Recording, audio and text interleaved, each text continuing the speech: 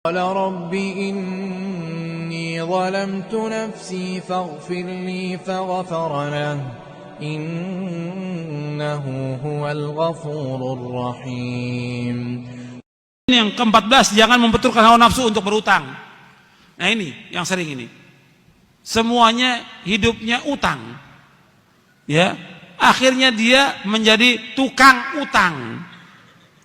Gak boleh dalam Islam seperti itu. Utang boleh dalam Islam. Utang. Ayat yang terpanjang dalam Al-Quran, dalam surah Al-Baqarah, ayat tentang utang. Boleh. Tapi jangan turunkan hawa nafsu untuk utang. Kalau kita mampu, kita beli. Kalau enggak, kita sabar. Kalau kita mampu. Ini enggak semuanya utang. Semuanya. Sepeda utang. Perabot rumah tangga utang. Bajunya utang. Baju utang. Kerudung utang.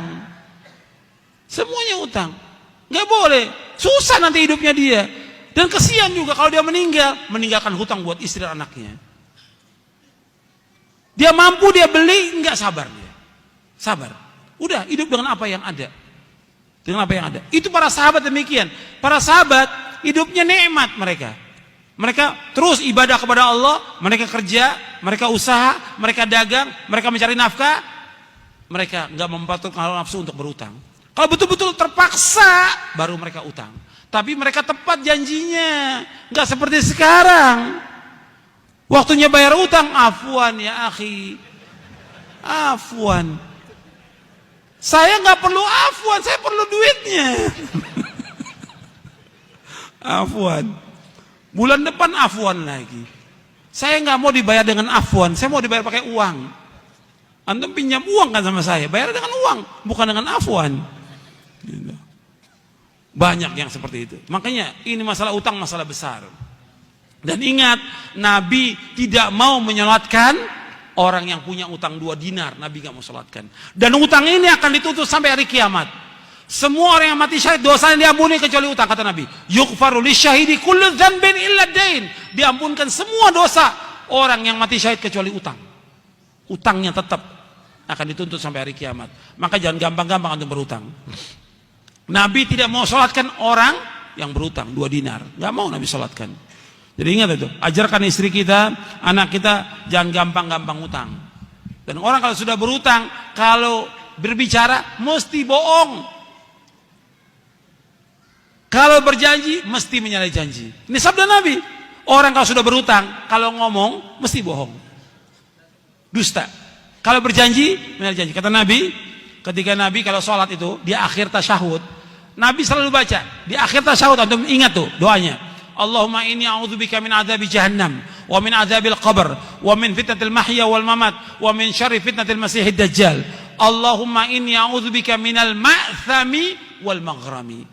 Yang terakhir ini, Allahumma inni a'udzubika minal ma'thami wal maghrami. Ya Allah, aku berlindung kepada Engkau dari dosa dan utang.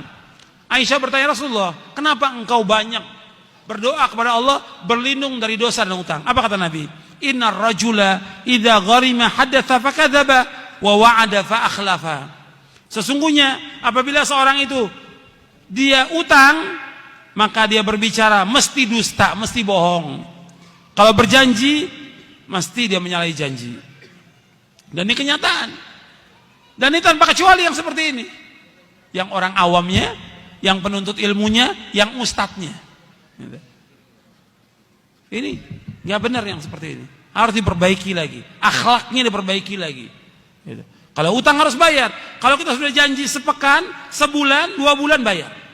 Kalau 2 bulan sudah kita usaha untuk bayar, kita nggak mampu bayar, kita bilang datang kepada orangnya. Maaf, saya ini sudah usaha, ikhtiar, tapi saya belum mampu untuk bayar. Ngomong kepada orangnya. Ngomong. Dan orang yang mengutangkan, dia harus memberikan tempo. Wa in kana dzu usratin fanadhiratun ila maisarah wa anta saddaqu khairul lakum in kuntum ta'lamun, kata Allah dalam surah Al-Baqarah. Kalau orang yang punya kesulitan enggak mampu bayar, kamu berikan tempo sampai dia lapang. Kalau kamu sedekah kepada dia lebih baik, kata Allah. Kita ngomong, ini enggak waktu mau utang luar biasa. Waktu mau utang kepada kita SMS, telepon, datang ke rumah, nangis luar biasa.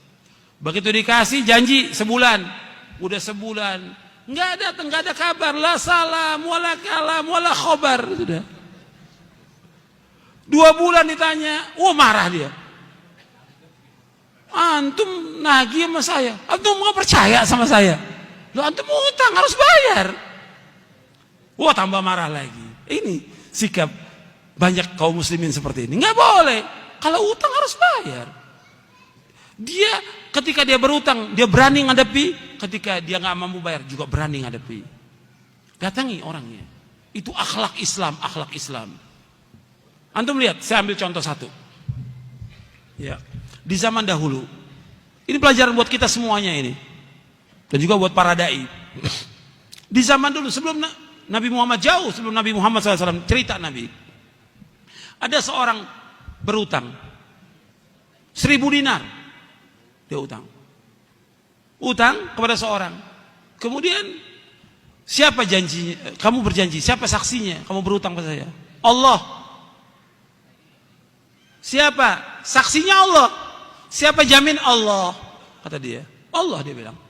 Sudah, hari ini dia berangkat safar dengan perahu ke satu tempat. Ketika sudah janji pada waktu itu, nggak dapat perahu dia untuk menyeberang. Tapi dia sudah berjanji pada orang itu. Ingat dia janjinya.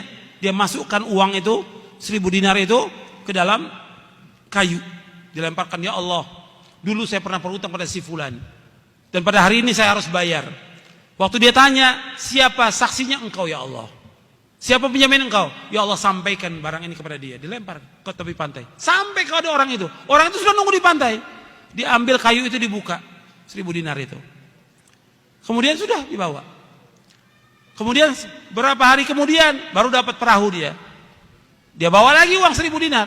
Dia berpikir nggak sampai uang itu. Sampai dia cari orang itu, ini dibayar 1.000 dinar. Bukankah engkau telah melemparkan uang di dalam kayu? Saya katakan kepada engkau, saya nggak dapat perahu waktu itu. Nah sekarang saya bayar. Mau bayar 2 kali. Enggak, kamu sudah bayar. Enggak, ini saya mau bayar. Seperti itu. Jujurnya orang. Dan tepat dalam janji. Nabi ceritakan begini, supaya kita ngambil ibrah pelajaran. Tapi banyak orang yang nggak ambil pelajaran seperti itu. Hatta kita di mana bisa kita bayar utang. Mudah sekarang ini. Jangan alasan, saya kan keluar kota, saya sakit. Bisa.